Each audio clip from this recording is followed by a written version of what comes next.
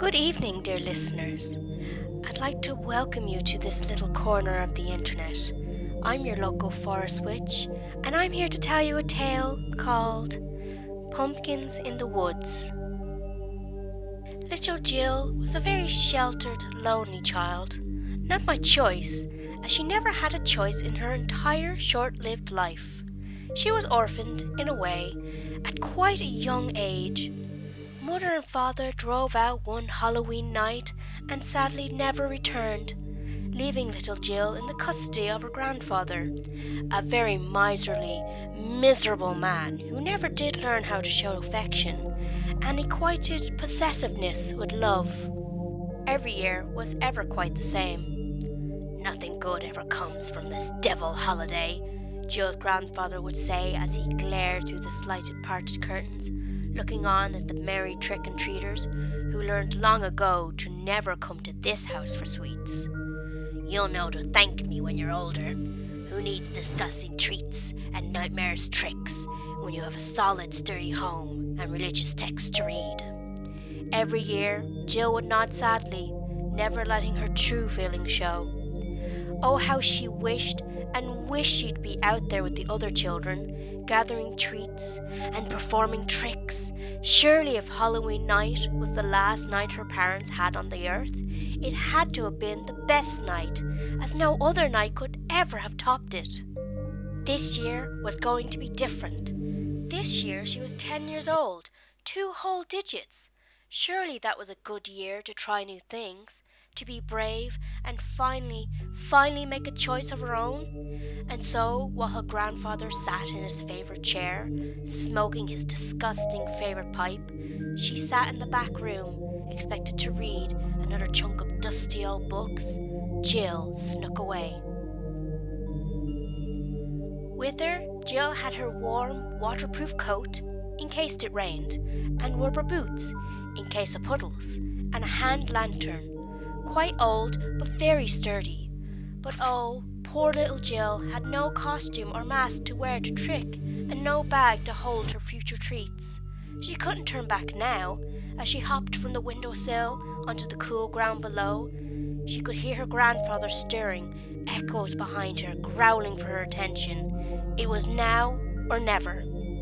Jill ran. She ran down the road past the other children, all costumed and laden with sweets, past the houses, just waiting to be tricked, away and away from the roars of her grandfather and his oppressive presence. Jill reached the edge of the town, to the threshold of the woods. Jill had never been to the woods, never even knew they were there, but that did not stop her from entering, her little feet carrying her as fast as she could. She eventually had to stop, and her lungs screamed for breath and rest. Doing so, she found herself upon a very particular sight. Pumpkins! Pumpkins as far as the eye could see. They littered the wood floor, clearly freshly harvested, but unmarked by enthusiastic carvers, left abandoned here. Placed in a small empty ring of ground, with pumpkins surrounding it as if it was some sort of noble presence, was the biggest pumpkin of the bunch. And it was carved. Triangle eyes with a tooth-filled mouth adorned its pulpy flesh. It was perfect, Jill thought excitedly to herself. She struggled to pick it up, but was successful in placing it on top of her head. Now she had a costume, a mask of her very own, and even though it was quite heavy and often threatened to topple her over from the weight of it, Jill was overjoyed. Now she could trick and treat and enjoy this night that was so long denied to her. "Don't you look so wonderful, little mortal?" a voice spoke. Jill jumped, looking around, trying to find the speaker, fearing so much that it would be her grandfather. Yes, it suits you so well. Wonderful, wonderful, piped up another voice. This too Jill could not find the owner of. It seemed all at once the woods were filled with flying lights, darting here and there, all around the little girl. They almost resembled fireflies. Voices chorused all around her, voices filled with laughter, excitement, and just a little hint of mischief. Before the girl could even fathom what was happening, each and every light flew into a pumpkin, claiming it as their own. The lights grew inside, stretching out and filling the pumpkin, quickly spilling from them, forming torsos, arms, and legs. Soon the woods were filled with translucent bodies adorning pumpkin heads, dancing, clapping, their excitable chattering filling the air. Jill was fearful, but awestruck. Ghosts! Ghosts! Ghosts wearing pumpkins! The ghosts seemed to all at once remember that Jill was amongst them and was on her suddenly. They all patted her head playfully, causing the pumpkin on her own head to thud and rattle. They treated her with the utmost glee.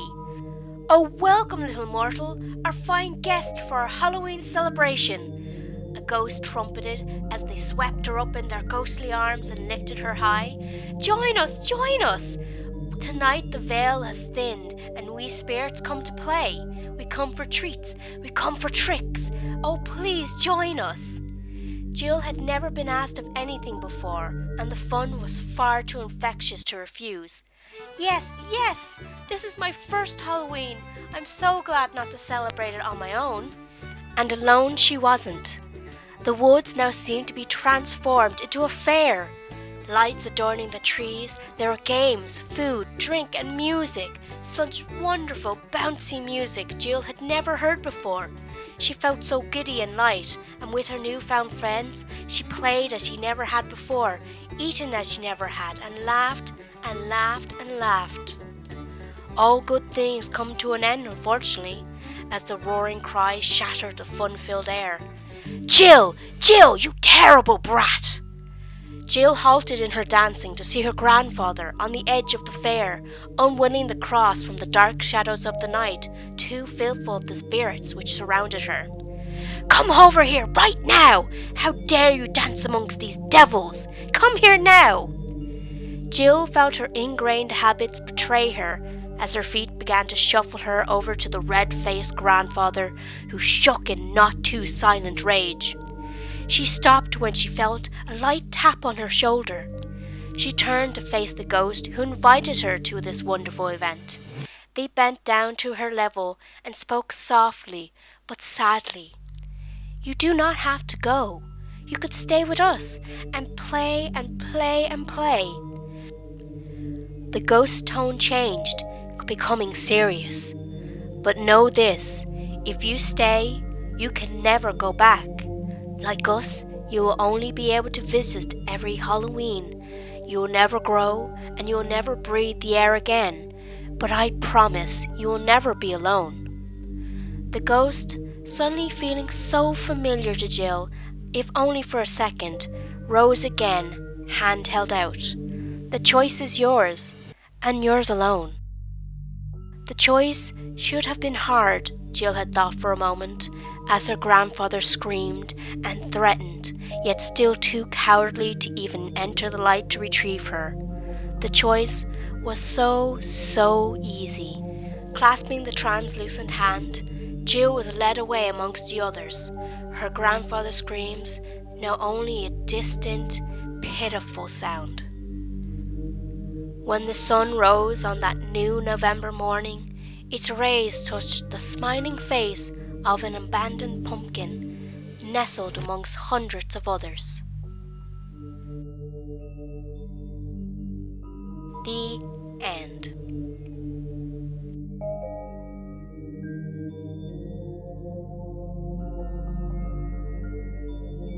Before we move on to the end of our video, to see the artwork which inspired this story, let's have a sponsored break. Our sponsor today is me! I'm the sponsor!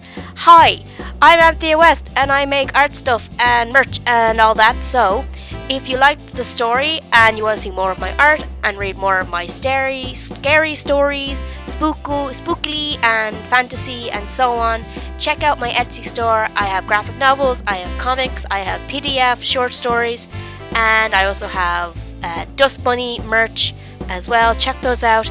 And if that doesn't sound like your fancy, I also sell t-shirts and mugs and a whole bunch of apparel over on TeePublic.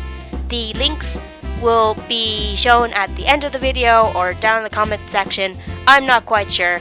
But hey, please check my stuff out and have a spooky Halloween!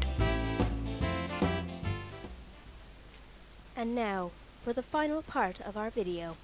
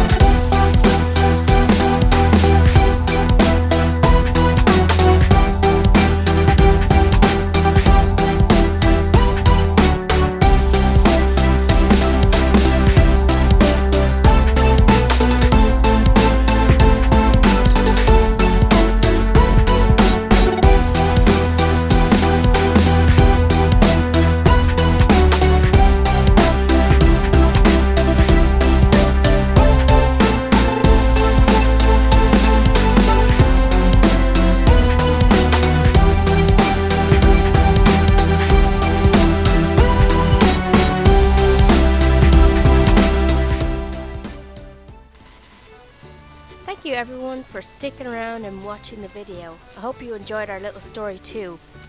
Now, don't forget, along with GhostCon, there is a charity going. So check it out. It is Scaring is Caring, and we're raising money for NAMI. So that's going on all through the weekend with GhostCon 2021. So check out those live streams all weekend and donate where you can. I will be doing a live stream myself on the Saturday. Well, technically Sunday morning at 1 a.m. I believe. It's quite late for me, but might be early for you. So join in. I'll be reading more scary stories for you all, reciting some of my own, and then reading off one suggested to me over on Twitter. So if you want to join in and listen to more scary spooks to get us into the Halloween day, you're welcome to join me. So again, thanks very much for dropping by. I hope you enjoyed the video, and I'll see you next time. Happy Halloween! Okay, bye.